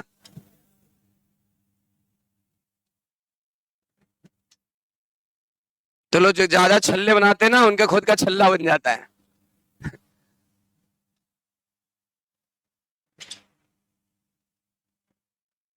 Emphysema is chronic respiratory disease. Emphysema is chronic respiratory disease. Excessive smoking से होता है। कौन सी स्मोकिंग? अरे सिगरेट ही तो पीते हैं, और क्या स्मोक करते हैं? स्मोकिंग का मतलब क्या होता है? सिगरेट, बीड़ी, और क्या पीना? पानी पीने को स्मोकिंग कहते हैं। तो cause due to excessive smoking, इससे दिक्कत क्या आती है? ये दिक्कत आती है हमारे जो लंग्स की यूनिट है ना, नाम बोलो। लंग्स की यूनिट का नाम है एल्वेलाई। इसकी जो वाल है ना वो डैमेज हो जाती है। ये देखो, इसकी जो वाल है ना वो डैमेज हो जाती है। लंग्स की एल्वेलाई की जो वाल है ना वो डैमेज हो जाती है। ये देखो, ये डैमेज हो जाती है वाल, ध्यान देना। ये देखो इतनी डैमेज हो गई, डैमेज हो गई। इसकी जो दीवारें थी ना एल्वेलाई की, डैमेज हो गई, और यहाँ पे बन गई एक बड़ी सी कैविटी। अब आप देखो, ये बड़ी सी कैविटी बन गई, ये देखो डैमेज हो चुकी है, और ये बड़ी सी कैविटी बन गई है बीच में। ये देखो, कई सारी एल्वेलाई मिलके एक बड़ी सी कैविटी बना दी। ये देखो, बीच की दीवारें क्या हो गई हैं? डैमेज। पहले कैसी थी, अब कैसी हो गई? पहले कैसी थी, अब कैसी हो गई? है ना? तो यानी क्या होता है, यहाँ लिख देते हैं, एल्विलर वॉल, एल्व्यूलर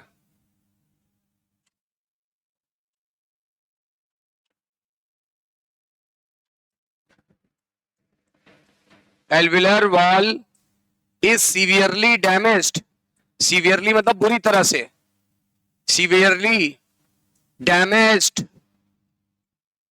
अब बताओ अगर एल्विलर वॉल डैमेज हो गया भयंकर रूप से तो क्या होगा, इसका परिणाम ये होगा कि सरफेस एरिया घटेगा कि बढ़ेगा।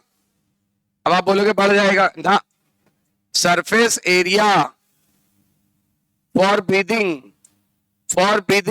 घट गया, surface area for breathing is reduced, और इसीलिए इसमें होने लगेगी डिफिकल्ट ब्रीदिंग, सांस लेने में बहुत दिक्कत आएगी, डिफिकल्ट ब्रीदिंग। और वेरी इंपॉर्टेंट, एनसीईआरटी 12th में दिया है पर अभी बता दे रहे हैं, आजकल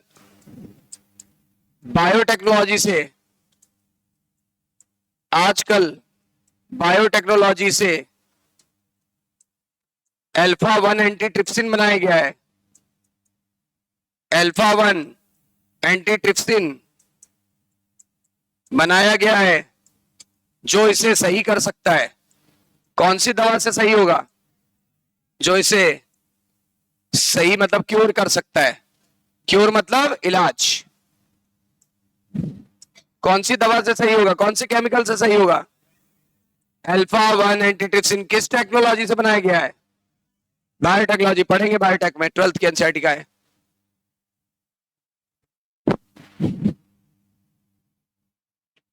बताइए एल्विलर वॉल डैमेज हो गई कि नहीं, एल्विलर वॉल डैमेज होने से सरफेस एरिया बढ़ा कि घट गया, ध्यान दीजिएगा, बढ़ा कि घटा, बोलो भाई, घट गया।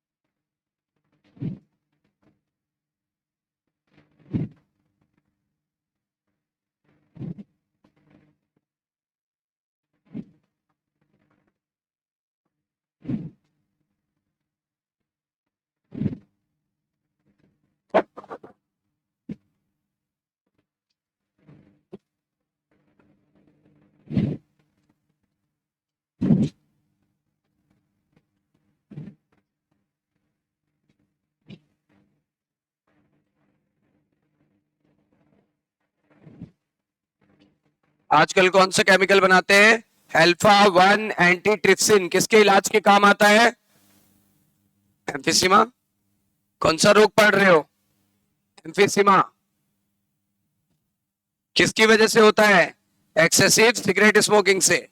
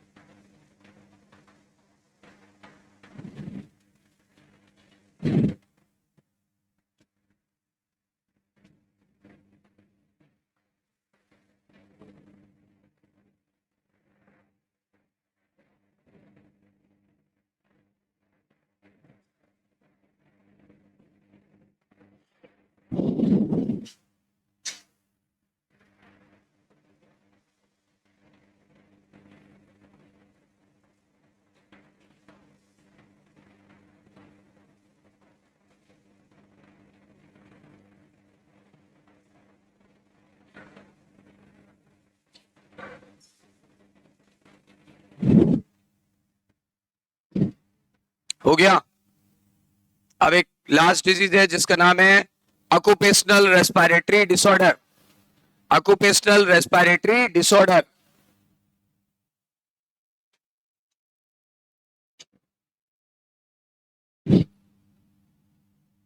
हो गया ना?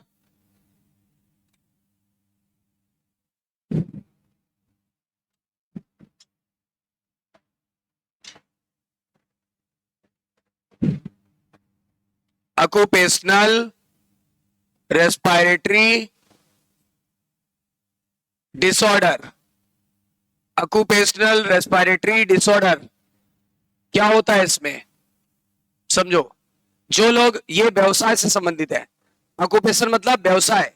तो जो लोग इस तरह के व्यवसाय में हैं जहां पत्थर की पिसाई की जाती है, यानी स्टोन को ग्राइंड किया जाता है, या स्टोन की ब्रेकिंग होती है, जहां पत्थरों की पिसाई होती है या पत्थरों को तोड़ा जाता है।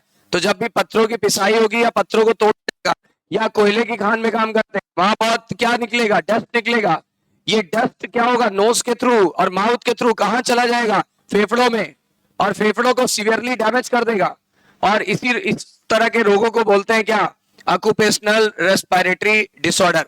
ऐसा किसको होगा? जो लोग इस तरह के प्रोफेशन में, कि हम लोगों को होगा। ये किस तरह के लोगों को होगा?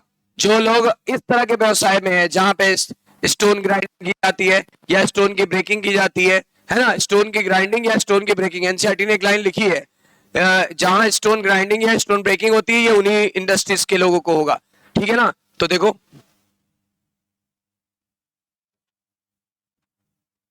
ये डिजीज उन पर्सन्स को होता है,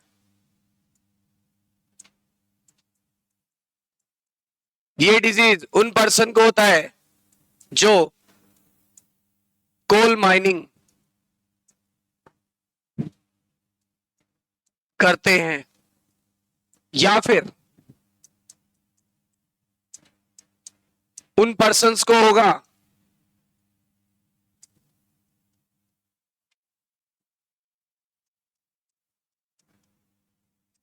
जो स्टोन ब्रेकिंग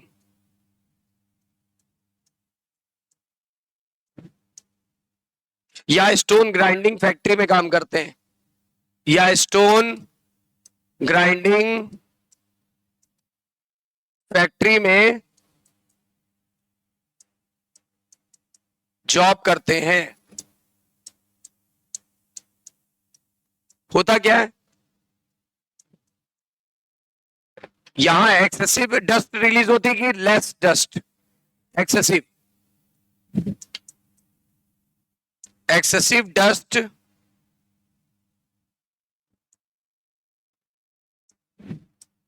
के कारण पर्सन का रेस्पिरेटरी सिस्टम इसे फेस नहीं कर पाता। पर्सन का रेस्पिरेटरी सिस्टम, अच्छा क्या हम लोग धूल के लिए बने हैं कि प्योर एयर के लिए बने? प्योर एयर के लिए। ये पोल्यूशन तो हम लोग ने फैलाया है ना। नेचर में पोल्यूशन नाम की कोई चीज नहीं थी। क्या इससे पहले कभी प्रदूषण शब्द आया? नहीं, इंसानों ने प्रदूषण फैलाया। नेचर बिल्कुल प्योर थी, नेचर बिल्कुल नेचुरल थी। नाम ही है नेचर, नेचुरल। ये जो वायु प्रदूषण किया हमने, ध्वनि प्रदूषण किया हमने, ठीक है ना, मिट्टी में प्रदूषण किया हमने, पानी को पॉल्यूट किया हमने, है ना, सभी चीजों को किसने पॉल्यूट किया? इंसानों ने। इंसानों की एक्टिविटी के कारण ये चीजें पॉल्यूट हो गई। तो एक्सेसिव डस्ट के कारण पर्सन का रेस्पिरेटरी सिस्टम इसे फुल्ली कोप अप नहीं कर पाता। इसे fully fully cope up, cope up मतलब झेल ना पाना। ठीक है ना? ना झेल पाना।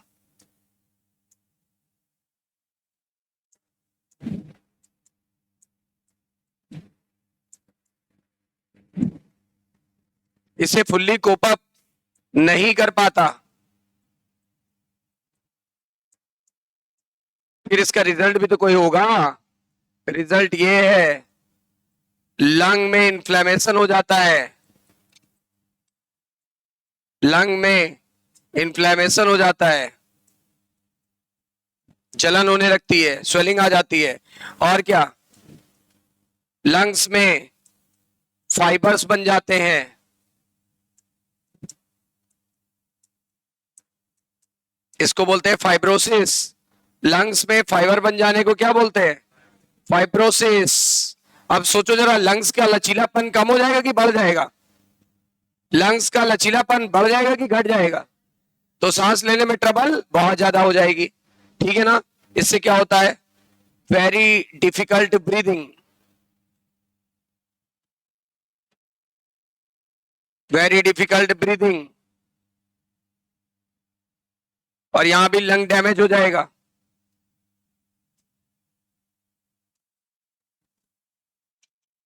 लंग डैमेज हो जाएगा। वहां एल्विलाई डैमेज हुई थी, यहां क्या डैमेज हो गया? लंग ही डैमेज हो जाता है। फर्क है। और लंग डैमेज नहीं, सीवियर लंग डैमेज हो जाता है। सीवियर समझते हो? काफी खतरनाक तरीके से।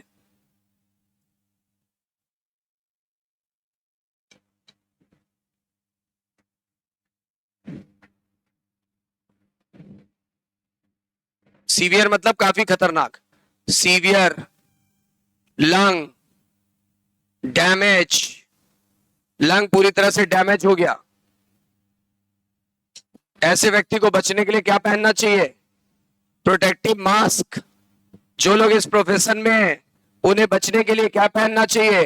Protective mask.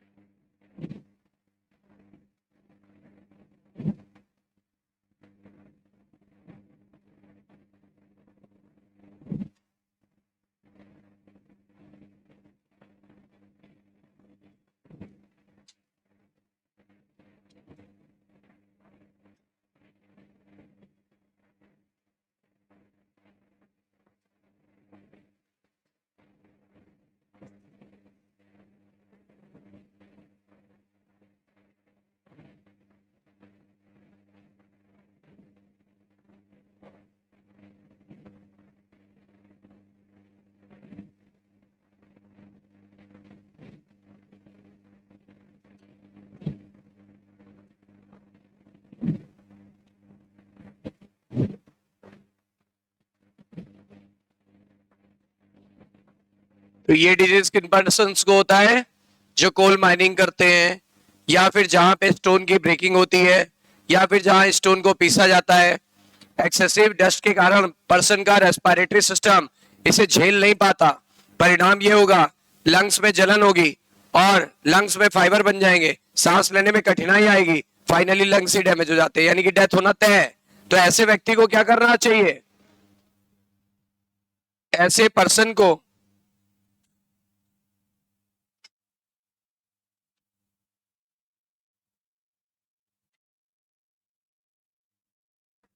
प्रोटेक्टिव मास्क पहनना चाहिए, यानी should bear protective mask. Person should bear protective mask, person should bear protective mask, person should bear protective mask N95, right?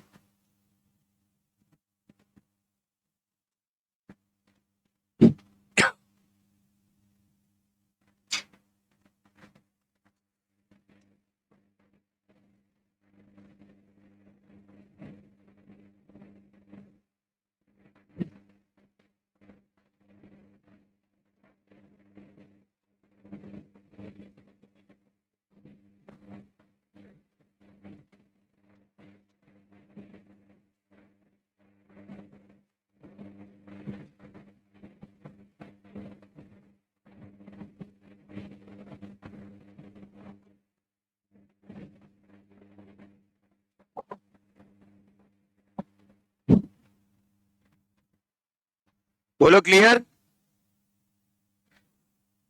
सबका हो गया, फिनिश्ड।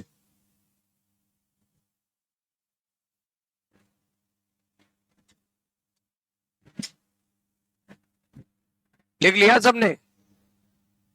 अब देखिए एक बार एनसीईआरटी से हम लोग एक बार रीडिंग मारते हैं, देखते हैं क्या क्या छूटा क्या क्या हुआ। हो गया ना सबका?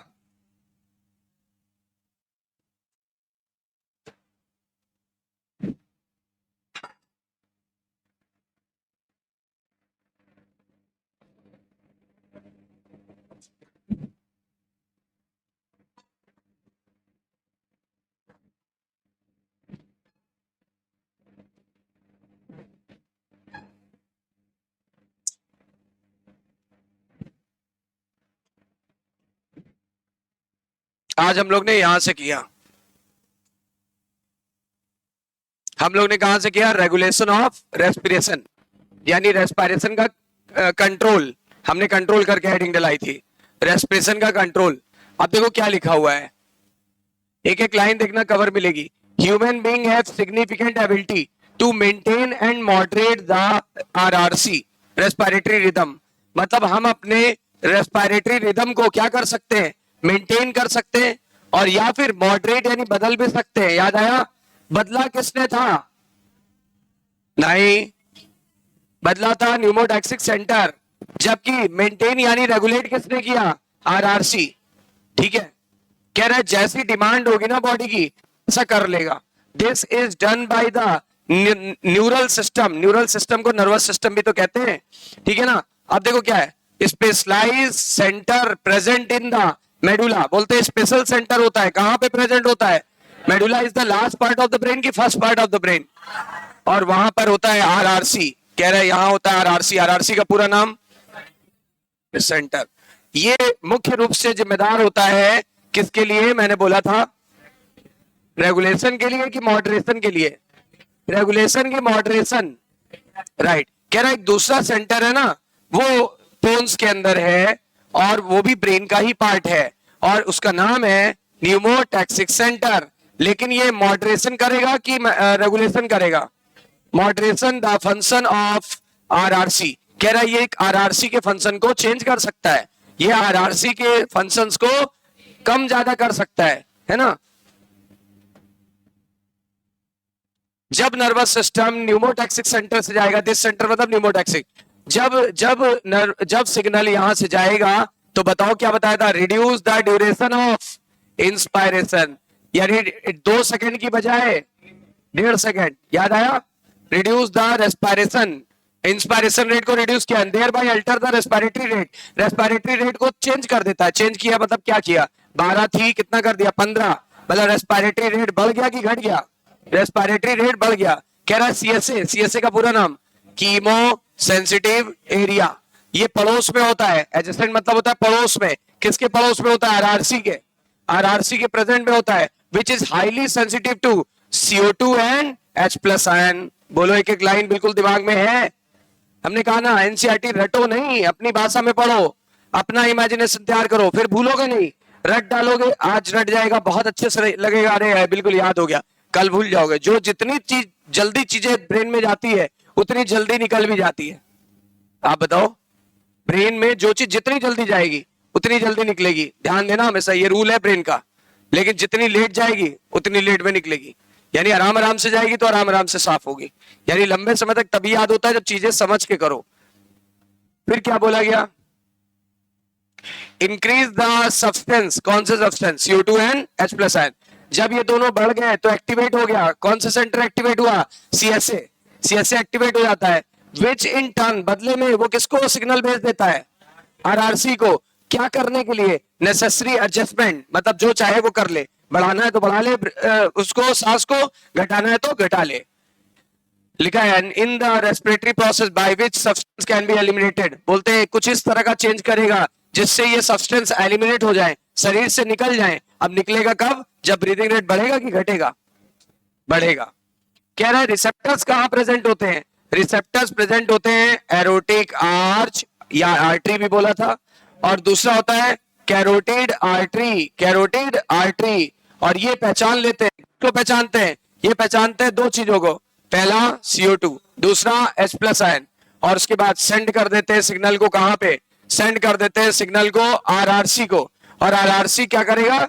जैसा जरूरत है वैसा एक्शन ले लेगा। रिमीडियल का मतलब जैसी आवश्यकता है उसके अनुसार वो क्या करेगा? डिसीजन ले लेगा।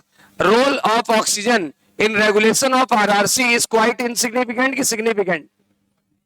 Quite insignificant. यानी कि ऑक्सीजन का रोल हमारे RRC के लिए कुछ भी नहीं था। सही है ना? नोट करके लिखा है स्पेशली।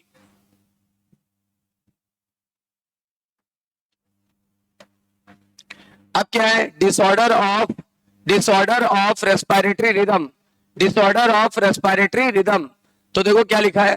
अस्थमा, पहला दमा। दमा में क्या होता है? डिफिकल्टी इन ब्रीदिंग, सांस लेने और छोड़ने में कठिनाई आएगी। ठीक है ना? और क्या होगी? आवाज आएगी। विजिंग मतलब आवाज आना। Due to inflammation of bronchi and bronchioles. बताया था ब्रोंकाई एंड ब्रोंक्यूल्स के कारण होता है। किसकी वजह से होता है? ब्रोंकाई और ब्रोंक्यूल्स के कारण होता है। समझ में आई बात? ब्रोंकाई और ब्रोंक्यूल्स के कारण होता है, ऐसा समझ में आई बात? अच्छा, और इसी को बोला था हमने क्या, कैसा डिसऑर्डर है? एलर्जिक कि नॉन एलर्जिक? एलर्जिक डिसऑर्डर है। और किस किस एलर्जी की वजह से होता है? डस्ट। कौन सी एलर्जी की वजह से होता है? डस्ट एलर्जी की वजह से होता है। कौन सी एलर्जी की वजह से हुआ? Dust allergy. तो डस्ट एलर्जी की वजह से होता है। एम्फिसीमा क्रॉनिक डिसऑर्डर था, मतलब बहुत भयंकर वाला डिसऑर्डर था, जिसमें एल्विलर वॉल क्या हो गई थी? डैमेज। एल्विलर वॉल क्या हो गई? डैमेज। किसकी वजह से डैमेज हुई थी? रेस्पिरेटरी सरफेस डिक्रीज हो गया था कि घट गया? वो डिक्रीज हुआ या घटा? रेस्पिरेटरी सरफेस जो था वो डिक्रीज हो गया या घट गया? अच्छा, one of the major cause किसकी वजह से हुआ था? सिगरेट स्मोकिंग के कारण। और इससे बचने का क्या उपाय है? बायोटेक्नोलॉजी से केमिकल बनाए गए। कौन से केमिकल? अल्फा-1 एंटीट्रिप्सिन। अल्फा-1 एंटीट्रिप्सिन बनाया गया।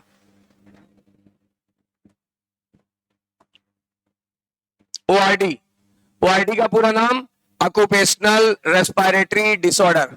Occupational respiratory disorder. तो ऑक्यूपेशनल रेस्पिरेटरी डिसऑर्डर है। इसमें क्या होता है? इन सर्टेन इंडस्ट्रीज, जैसे क्या? Specially those involve in grinding, जो लोग ग्राइंडिंग फैक्ट्री में काम करते हैं, या स्टोन ब्रेकिंग फैक्ट्री में काम करते हैं, या कोल माइनिंग में काम करते हैं, उसमें क्या हो जाता है? उसमें हो जाता है बहुत सारी डस्ट प्रोड्यूस होती है, और ये डस्ट हमारे बॉडी डिफेंस मैकेनिज्म को नुकसान पहुंचाती है। देखो लिखा है, इससे हमारा body cannot fully cope up, यानी बॉडी इसको झेल नहीं पाता। बॉडी झेल नहीं पाता इस सिचुएशन को, क्योंकि हमारी बॉडी इसलिए थोड़ा ना बनाएगी कि धूल भरी एयर में सांस ले।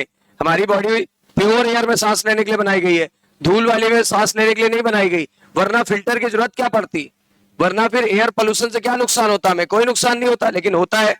फिर बोला गया लंबे समय तक अगर रहेंगे यहाँ पे तो जलन होगी। कहां पे जलन होगी? हमने बोला था लंग्स में। लंग्स में जलन हो जाती है, और क्या? फाइब्रोसिस हो जाती है। फाइब्रोसिस का मतलब होता है फाइब्रस टिश्यू बन जाते हैं। कहां पे? लंग्स में। लंग्स में कौन से टिश्यू बनेंगे? फाइब्रस। जिससे क्या हो जाता है? सीरियस लंग्स डैमेज हो जाता है। लंग्स सीरियसली डैमेज हो जाता है, लंग्स बुरी तरह से डैमेज हो जाता है। ऐसे वर्कर्स को क्या पहनना चाहिए? Protective mask. ऐसे वर्कर को क्या पहनना चाहिए? Protective mask. तो प्रोटेक्टिव मास्क पहनना चाहिए। सारी बातें क्लियर?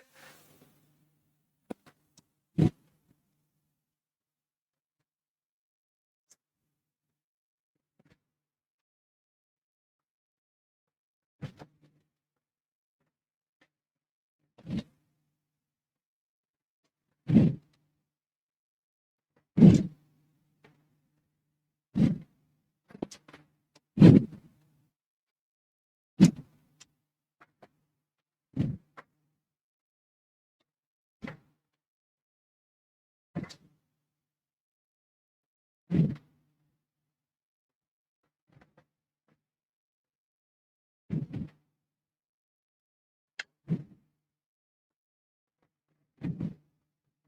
ये टॉपिक किया था ना हम लोगों ने, बताओ। Respiratory centre present in which part of brain? Respiratory centre brain के किस भाग में है? मेडुला में। मेडुला में होता है ना। Human being have significant ability to maintain and moderate the respiratory rhythm to suit the demand of body tissue. This is done by neural signal, है ना, न्यूरल सिस्टम। अभी करा है, लाइन टू लाइन है कि नहीं है? लाइन टू लाइन है एनसीईआरटी की, और लाइन टू लाइन आती भी है ना हो तो पिछले 5 साल का पेपर उठा के देख लो, 4 साल का, पिछले 4-5 साल से पूरी एनसीईआरटी ही आती है और कुछ नहीं आता। Select the incorrect statement. Neural signal from the pneumotaxic centre can reduce the duration of inspiration. Correct. बोलो, अभी पढ़ा है, बताओ। अगर न्यूरल सिग्नल आएगा न्यूमोटैक्सिक सेंटर से तो ड्यूरेशन ऑफ इंस्पायरेशन घटाएगा कि बढ़ाएगा? घटाएगा कि बढ़ाएगा? राइट। अब role of oxygen in the regulation of primary rhythm is quite insignificant.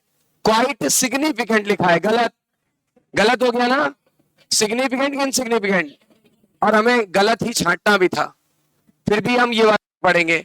RBC के अंदर बहुत ज्यादा मात्रा में एक एंजाइम होता है, नाम है कार्बोनिक एनहाइड्रेज, और थोड़ा बहुत प्लाज्मा में भी होता है। सही है, ये बात तो सही है।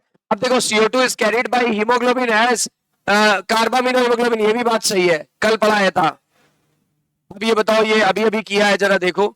Receptor associated to aortic and carotid artery can recognise changes in the concentration in dash and dash concentration, तो CO2 and H plus ion concentration, and send the necessary signal to RRC। बोलो सही है, confirm हो गया ना? तो देखो 26 का B हो जाएगा। अब देख रहे हो क्वेश्चन कितने आसानी से हो रहे हैं, इसीलिए अब हम तुरंत क्वेश्चन आपको प्रैक्टिस करा देते हैं। बताओ, wheezing sound is produced in asthma, सांस लेने में आवाज आएगी, वीजिंग होगा। बताओ, मैचिंग कराना है, जरा देखो। अस्थमा पहले से मैच हो जाएगा, अस्थमा फर्स्ट से मैच हो रहा है। अस्थमा किससे मैच हो रहा है? फर्स्ट से। अभी पढ़ा inflammation of bronchi and bronchioles, बोले याद हो गया कि नहीं? दूसरा, एम्फीसिमा में क्रॉनिक डिसऑर्डर था in which alveolar wall are damage due to respiratory surface decrease. पढ़ा है ना अभी? देखो 3-3 बार रिवीजन हो रहा है, हम 2-3 बार तो खुद ही बोल देते हैं बातों को। एक लास्ट टाइम हम बाइंड अप कराते हैं एनसीईआरटी से, और तीसरा क्वेश्चन करा रहे तो 3 बार तो रिवीजन ऐसे ही हो गया, राइट। उसके बाद occupational respiratory disorder. Occupational respiratory disorder में क्या होगा? Long exposure of chemical can give rise to inflammation leading to fibrosis, और फाइब्रोसिस का मतलब क्या होता है? Proliferation of fibrous tissue, proliferation of fibrous tissue, ठीक है। एम्फीसिमा में क्या होगा बताओ, देखो। एम्फीसिमा कैसा है? पल्मोनरी डिजीज है ना, अरे सांस लेने वाला रोग है, तो सांस लेने मतलब क्या? लंग से संबंधित है। और लंग के लिए क्या बोला था हम लोगों ने? पल्मोनरी। लंग के लिए क्या बोला था? पल्मोनरी। अच्छा ये बताओ, which of following is incorrect about the occupational respiratory disorder? It occurs in some industry especially involving the grinding and stone breaking। सही है।